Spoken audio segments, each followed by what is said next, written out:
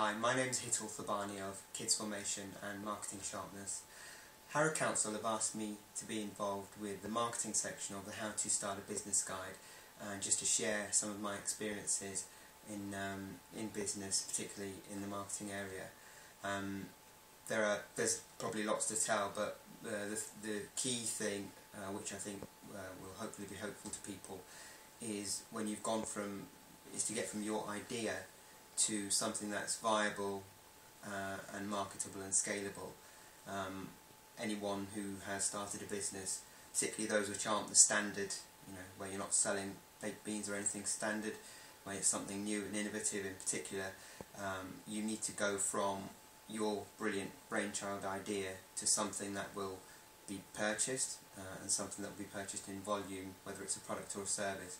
And it's that journey, that hoop, can be quite treacherous, and a lot of businesses don't actually jump through it directly. They don't know they need to, but that's really what's important in terms of going from your idea, which you can be quite passionate and protective over, to something which is a viable business, which is really quite different. And so what the things that you need to look at are what kind of feedback have you had? Have you had any kind of pilots? Have you got any tests? Even anecdotal feedback, and start with friends and family. You start with immediately what's around you, what has been the feedback, and you want to be open when you ask for feedback. Don't kind of give people no option to give you criticism. You want that because that's in your interests. So be open and not defensive, and then widen that to further feedback. The closer you are to a marketable product or service, the more valuable your feedback will be. And then the other thing you might have to look at in the process is to look at different markets. You might have a business to consumer market, you might have also a business to business market, and their needs are going to be quite different. So the kind of things you say, how you sell your product or service will be very different to each of those markets. So even though you might have ostensibly the same product or service, the sorts of things it does for those markets, and we really found this for Kids Formation, is quite different. In our case, there are parents and children, of course, as beneficiaries and customers, and another market is schools, related to that, councils. The things that those different groups would buy for would be very different in our case. So I'd urge you to have a think about those markets, and then what does that mean in terms of your marketing for each of those target markets. So if you're very early in with your venture, you might have had your eureka moment, and then it's right, okay, there's the idea, it's something I'm excited about, what next? You might have even started writing your business plan. The sorts of things that you might be thinking about, you might need to think about, would be how are the numbers going to pan out roughly. Everyone predicts really high sales, but you need to actually make that realistic. Each sale is going to be hard, there will be a challenge, so be realistic about those forecasts. Have you got them? You need at least something. If you don't have a full spreadsheet, you need some sense of how it's going to pan out. You might be wondering whether you've got what it takes, or whether you're good enough. Doubts around that, you just need to, if you're not good enough, then no one is. So everyone has the right and has the ability to kind of develop their own idea, or build on skills or access the skills to do that. So you just got to keep going and believe in yourself.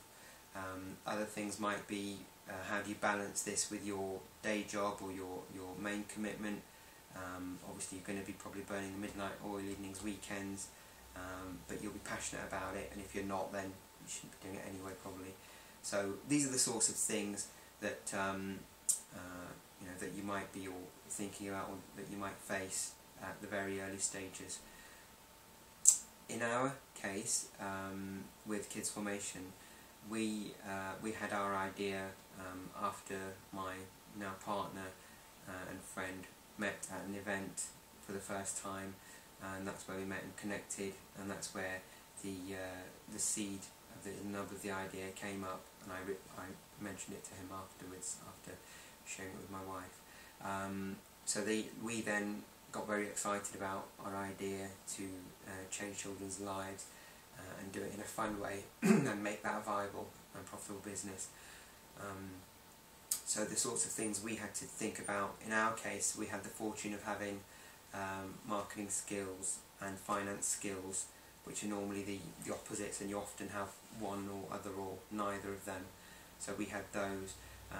So we started to build up forecasts, and we built up a business plan and a strategy, and then we started to think about what we'd do first, and in our case that was children's books, so picture books. At the early stages, if you can work out some idea of who is going to buy it and why, and how the numbers are going to pan out, and how you're going to make it or deliver it, make it if it's a product, or deliver it if it's a service, get some sense around those areas, around those three areas, and then you can kind of build on that as you go, and as you get more and more feedback, or as you actually find your idea needs to rework.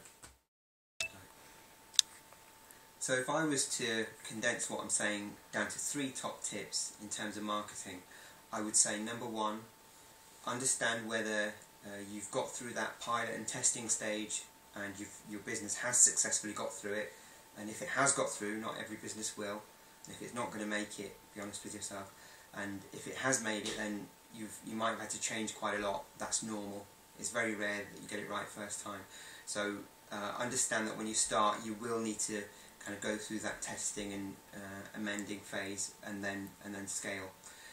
The second one is to make sure that in your marketing and in everything you say and promote about your business, you're not talking about yourselves too much. Now that sounds crazy, but what you want to talk about, rather than yourselves exactly, is you want to talk about what your product or services does for the customer, what problem does it solve, how does it meet certain aspirations, what pain does it take away for them, rather than we came up with this idea, we, our products.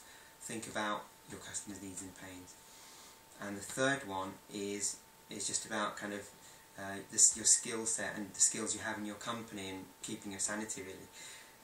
You can't be a specialist in everything. Some people are very talented, but then time is the limitation, that you may be good at a few things but you don't have the time. But in most cases you might be a finance person, or you might be a marketing person, and not necessarily have the skills elsewhere. So firstly, marketing will make or break your business. You need sales to manage and measure, otherwise you don't have a business. So make sure you've got your marketing in place, and you get the help and support. If you don't have the skills yourselves, seek out the help and support. There's a lot of available information and help out there, and consider getting in or buying in whatever you need. So I hope that was helpful, and good luck with your business.